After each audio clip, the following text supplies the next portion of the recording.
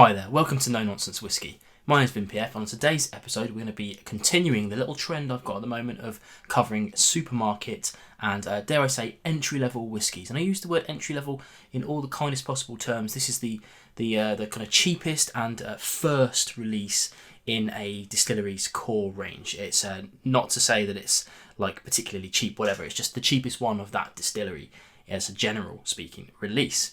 Last week we did the Glenmurray, the standard classic, and today we've got the Tamnavulin Double Cask, and we'll get into what that means in just a moment. Tamnavulin itself, I don't actually cover much of their stuff on the channel, but that's not because it's not around. It's you can get it as kind of single cask stuff, you can get it as independent bottle stuff, but the distillery itself doesn't typically release a whole heap of stuff as a single malt under its own label. Right now, off the top of my head, we've got the double cask, and then there's a sherry cask finish, and there might have been a few other bits and bobs, kind of fancy stuff across the years.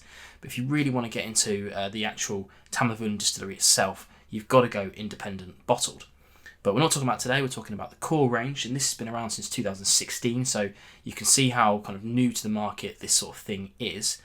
This one here is the double cask, as I said, and what that's basically meaning here is essentially a sherry finished whiskey. You know, a different marketing team would have called this Tamnavulin sherry finish or something like that. It's all just a play on the same words. It's nearly full term aged in ex-bourbon barrels. I imagine refills, but again, not that's just information. That's not criticism per se. And then finished in sherry casks. It's a 40% whiskey, and it's no doubt added colour and chill filtered as well, as things tend to be at that sort of price bracket.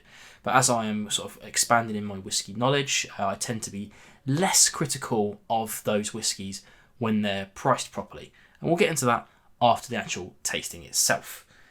So yeah, we're not going to talk too much about the colour today. You know, I mean, it looks good from a whiskey point of view, but it's 100% added colour for sure. I mean, it doesn't say on the bottle anywhere, I don't think, but there's absolutely no way a whiskey of this price at that sort of presentation, you know, the 40% whatnot, has not got added colour in it. No age statement again, of course. Again, not a criticism per se, because I don't really care as long as the price is okay. Let's get onto the nose and see what we've got. Now, as you might expect, it's not like the deepest nose in the world, but it's definitely got something to it. You know, for me, there's some kind of appley notes, these orchard fruits that I tend to get off Speyside whiskies, mixed in with a little bit of cinnamon and maybe some kind of nuttiness as well there. You know, this isn't going to be a whiskey that you get lost in for hours. This is going to be, another one of those guard whiskies that I like to talk about a lot. Something that you plonk in front of the kind of the quote-unquote the better stuff and, drink freely because it's relatively cheap. Let's try on the palate then.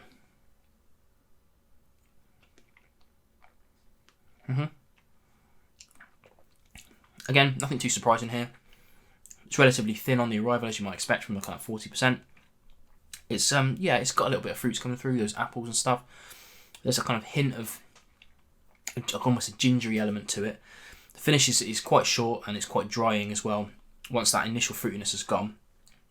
Interestingly, though, I have to admit, I'm not getting much barrel influence either way.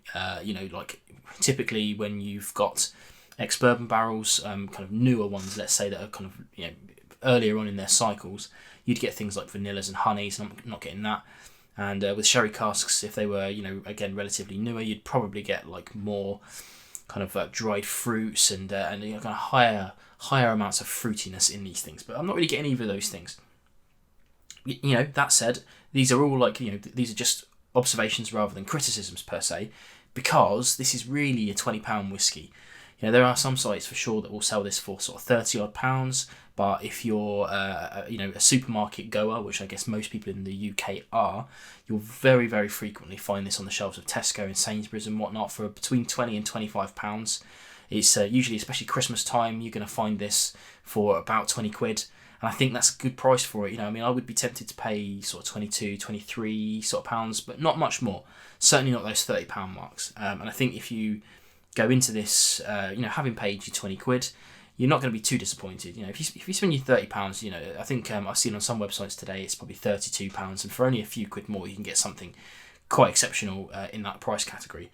don't recommend that at all. I think you'd probably be a little bit disappointed in this. I think that's probably fair to say. But I paid £20 for this just recently. I'm enjoying the bottle. It's going down fairly nicely. I won't reach for it every day, but it's certainly going to be one that goes down fairly easy. And it certainly won't be going down the drain, that's for sure. Not that I in any way endorse that sort of behaviour, but give it away. If you don't like a whiskey, just give it away. But yeah, for me, it's just in that price category of like, it's okay. It's not going to set the world on fire. I wouldn't give this to somebody to kind of get them into whiskey, I have to say. But of an evening when I don't really want to assess something, I do a lot of assessing whiskey, and some days I just want to have a wee nip to myself, and this is the kind of thing that I reach for. I think that's probably fair to say. Let me know in the description below if you've tried this. I'll wager most people watching this have done, and let me know what you paid in the world and what you think of it.